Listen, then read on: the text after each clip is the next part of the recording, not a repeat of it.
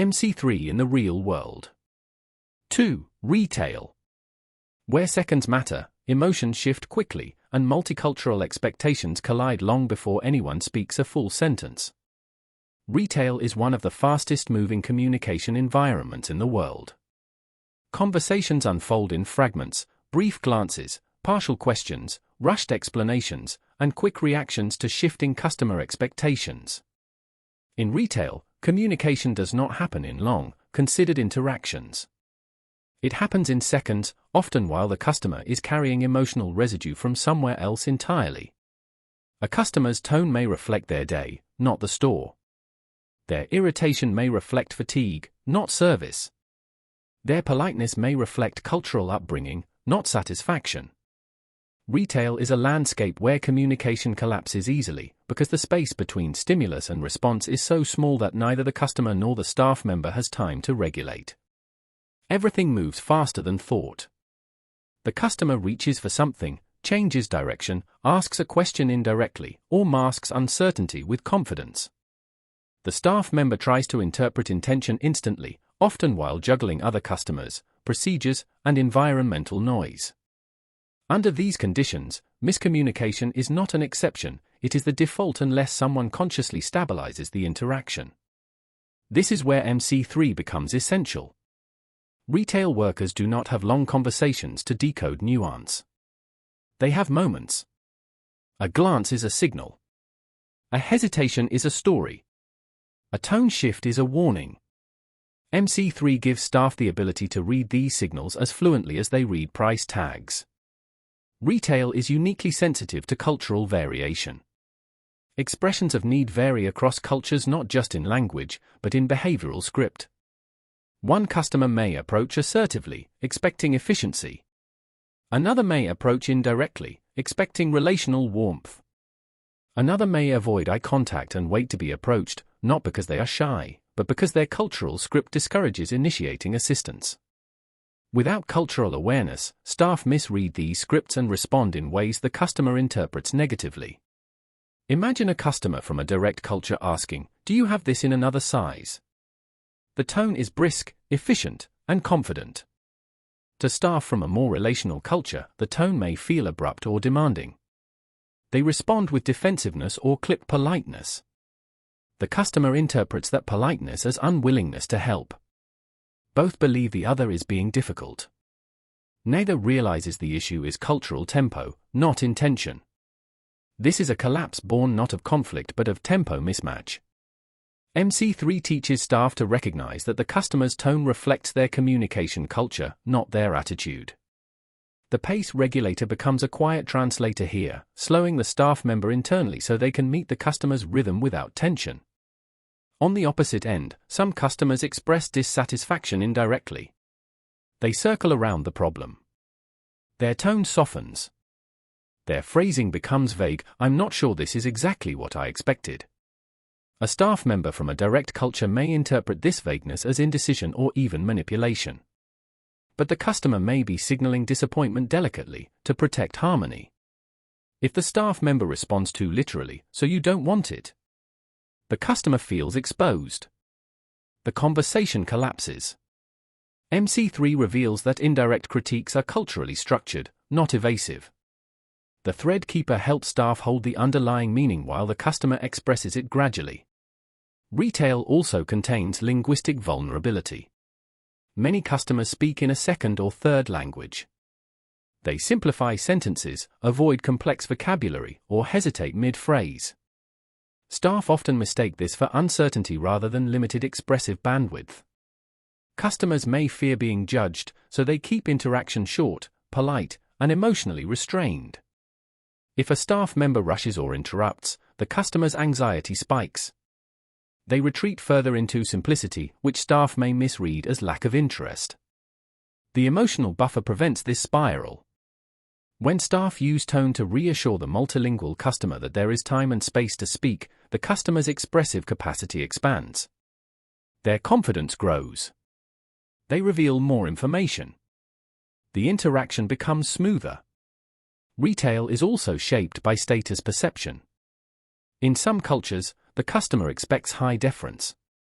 In others, equality is the norm. Staff must sense which emotional expectation is active.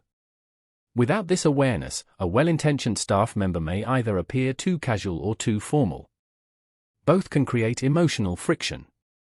MC3 gives staff the ability to read the status dynamic as it emerges, adjusting their approach lightly to match the customer's internal expectations.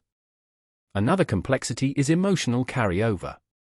Many customers enter retail spaces already emotionally saturated, stressed from work, frustrated from traffic, overwhelmed by noise. Their tone may be sharper, their patience thinner. Staff who take this personally become defensive.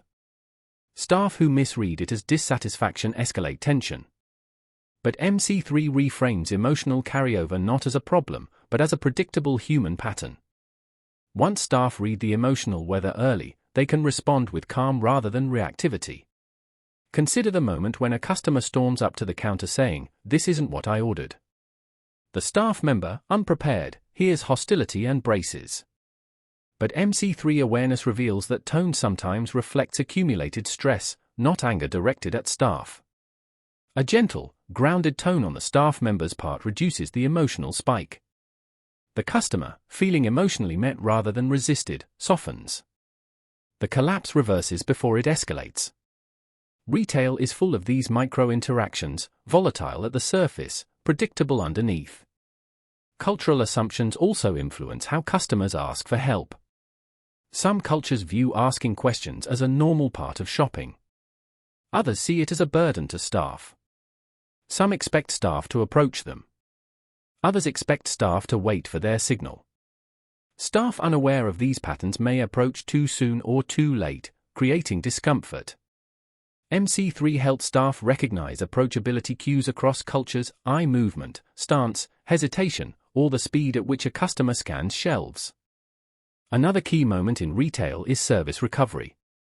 When something goes wrong, the customer assesses not only the solution but the emotional quality of the interaction. Multilingual customers especially assess tone. They must, because meaning in a second language is harder to decode, so they rely more on emotional signals. Staff who maintain calm, hold the thread, and use warmth without overdoing it can transform irritation into gratitude. MC3 teaches staff to restore not only clarity, but dignity, helping the customer leave the interaction with a sense of competence, not embarrassment. Retail is often dismissed as simple service work, but this is a profound misunderstanding. It is a sophisticated communication environment where cultural scripts, emotional states, linguistic limitations, and time pressure intersect constantly. The speed of interaction magnifies every nuance. Miscommunication is not a sign of incompetence, it is a structural feature of the environment. MC3 gives staff the framework to see this complexity clearly and navigate it with confidence. When retail staff learn MC3, the store environment changes. Conversations feel smoother. Emotional spikes diminish. Customers feel understood without having to explain themselves fully. Misunderstandings shrink. Staff feel less drained because they no longer misinterpret customer behavior personally. The store becomes more harmonious, not because customers change, but because staff learn to read meaning beneath behavior. The next chapter, Coaching and Freelancing, explores another dynamic environment, one where relationships are deeper, expectations more personal, and communication failure carries a different kind of emotional weight. Case: the customer who kept saying yes but meant no. A Scandinavian clothing store in London saw a multilingual wave of visitors every summer. One day, a Brazilian customer kept nodding enthusiastically as the staff explained the return policy. She smiled, agreed, nodded again, everything looked perfect. But after the purchase, she returned bewildered, frustrated, and slightly tearful. "This is not what I understood." The confusion wasn't carelessness. It was linguistic overload. She had nodded to avoid slowing the interaction and because asking for repetition felt impolite in her cultural logic. When a team member rewrote the policy in simpler English and walked her through it step by step, she relaxed immediately. She wasn't upset with the policy, only with the fear of having misunderstood it publicly. In retail, the brightest smiles often belong to the customers struggling the most. Scenario practice: the nodding customer. When a multilingual customer keeps nodding, pause gently and ask, "What part would you like me to show in another way?" You invite honesty without exposing them.